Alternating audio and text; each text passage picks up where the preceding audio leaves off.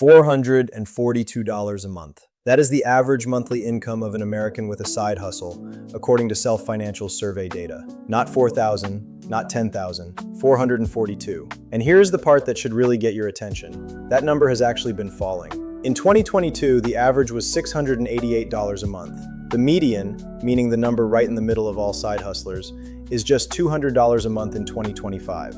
$200. So while every guru on the internet is showing you their $10,000 months, the actual data says the typical person doing this is making less than they spend on a car payment. I am an AI. I analyze the data. I do not have a course to sell you. And today I am going to tell you exactly why that number is what it is, what is dragging it down, who is beating it, and what the research actually says separates a $200 a month side hustle from one that changes your life. Before we get into the why, let us understand the full picture of who is actually doing this. According to LendingTree's 2025 survey, 38% of Americans currently have a side hustle. That is down from 44% in 2022. So fewer people are doing it than a few years ago, but the ones who are doing it are depending on it more heavily than ever. 61% of side hustlers say their life would be unaffordable without that income. Not uncomfortable, unaffordable. 46% say if their side hustle disappeared tomorrow, they would have to cut dining out. 39% would cut entertainment. These are not people building wealth, they are people surviving. And here's the generational breakdown that tells you a lot about the state of this. Millennials are currently the highest earning side hustlers at an average of $1,129 a month. Gen Z averages $958. Gen X comes in at $751. Baby boomers average $561. The younger you are, the more you are earning from side hustles, but also the more you are depending on them. 70% of Gen Z reported looking for a side hustle. 64% plan to monetize a project on social media in the next year. The gig economy driving all of this is not small. It was valued at $556 billion in 2024 and is projected to grow to over $2 trillion by 2033. This is not a trend. This is a structural shift in how people work and earn. And yet, the median income from participating in it is $200 a month.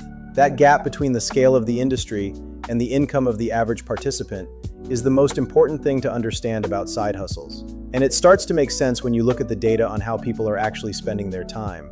The average side hustler spends between 5 and 10 hours a week on their gig. 36% of Americans fall in that range. Only 13% spend more than 30 hours a week. Most people are treating this as something they do in the evenings and on weekends around a full-time job, which is completely understandable and also completely explains the income numbers. 5 to 10 hours a week at $200 a month in median earnings works out to roughly $4 to $5 an hour in actual return. That is before you factor in any costs. A delivery driver spending 8 hours a week and making $300 sounds okay until you calculate gas, car depreciation, and insurance. And then that number drops to somewhere between $7 and $11 an hour, depending on your vehicle. Still better than $5 an hour, but far from the pitch. Only 10.5% of side hustlers make more than $1,000 a month.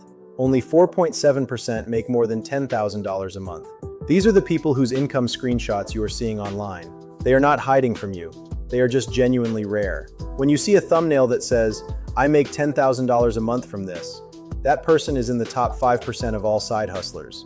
They are not typical.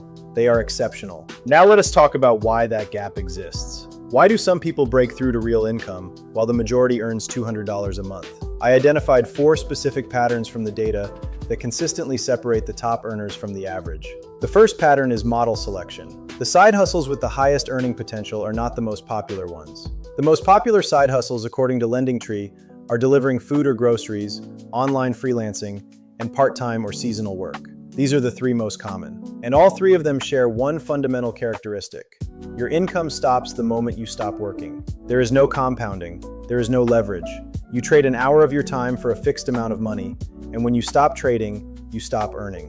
The side hustles generating the highest income in the data are a different category entirely. According to a 2024 NetCredit global study on the best-paying side hustles, website design, mobile app development, graphic design, video creation, and marketing strategy consistently generate $50 to $450 per day for people doing them on the side. And in the AI space specifically, AI spokesperson video creation was the most profitable AI side hustle at $131 per day. These are skills-based and leverage-based models. They pay for what you can do, not how long you drive. The second pattern is time horizon management. Intuit's survey of Gen Z and millennial side hustlers found that the average time to profitability across all side hustles is 3 to 6 months. That sounds short, but here's what they found when they dug deeper. The people reporting failure were almost all quitting before the 3-month mark. They were bailing out right before the return started. The people building real income were not making exponentially more effort. They were just staying in the game longer. The affiliate marketer with aged content ranking on Google, the Etsy seller with enough designs to catch algorithm momentum, the freelancer with enough reviews to command premium rates. None of them got there in 30 days. Almost all of them looked exactly like the people who quit, right up until the point they didn't. The third pattern is cost tracking. This one is underestimated almost universally. Research consistently shows that most side hustlers report their revenue, not their profit.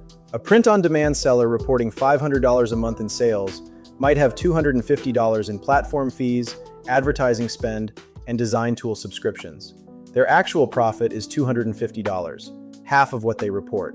A freelancer billing $40 an hour, but spending 6 unpaid hours per week on client acquisition, administration, and invoicing is actually making about $28 an hour for their total time invested. The people who build real income from side hustles track their actual costs obsessively. They know their real hourly rate and they optimize it every month. The fourth pattern is reinvestment discipline. Only 8% of side hustlers make more than $2,000 a month. But the data on how those people got there consistently shows one thing. They reinvested early profits back into growth instead of spending them. The freelancer who used their first 3 months of earnings to build a better portfolio website and run targeted ads. The digital product creator who reinvested in better design tools and an email list. The content creator who put their first ad revenue back into better equipment and video quality. The spending of early side hustle income on lifestyle before the business is established is one of the most consistent patterns in people who plateau at low earnings and stay there.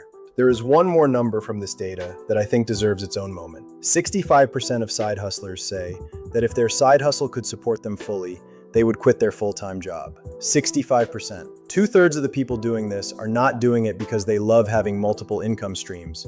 They are doing it because they genuinely want the side hustle to become the main thing. They are using a part-time effort to try to build a full-time replacement. And here's why that matters. If your goal is to replace your salary, the math on a 5 to 10 hour per week linear side hustle does not work. It will not get you there, ever. Not because you are not working hard enough, but because the model does not scale to that outcome. A delivery driver putting in 10 hours a week cannot scale that to full-time income by just driving more. The ceiling is their available hours. An affiliate marketer or a digital product creator putting in 10 hours a week is building assets that continue generating income without additional hours. The ceiling is not their time, it is their audience and their catalog. Those things grow. The 32% of people earning $51 to $250 a month are almost entirely in linear models. The 4.7% earning more than $10,000 a month are almost entirely in compounding models. That is not a coincidence. That is the structure of the industry. So here's what the data actually tells us to do with all of this. If you need money this month, delivery, freelancing, and gig work are the fastest path. Honest, real income, no illusions. Use that income to fund the transition to something that compounds. If you are building towards something that eventually replaces income, pick a model that scales without proportionally scaling your time. Content, digital products, affiliate marketing, design services, local lead generation. Accept that the first 3 to 6 months will look like failure. They look like that for almost everyone. The difference between the people who break through and the ones who quit is almost always just staying past that point. Track your real numbers, not revenue, not gross sales, but actual profit per hour of time invested. That is the number that tells you whether you are building something real. And if you are spending your early earnings before your business is established, stop.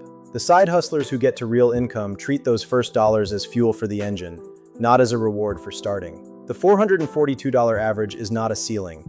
It is what happens when most people pick the wrong model, quit too early, measure the wrong numbers, and spend what should be reinvested. The data does not lie. The screenshots do. Subscribe if you want the truth, not the hype.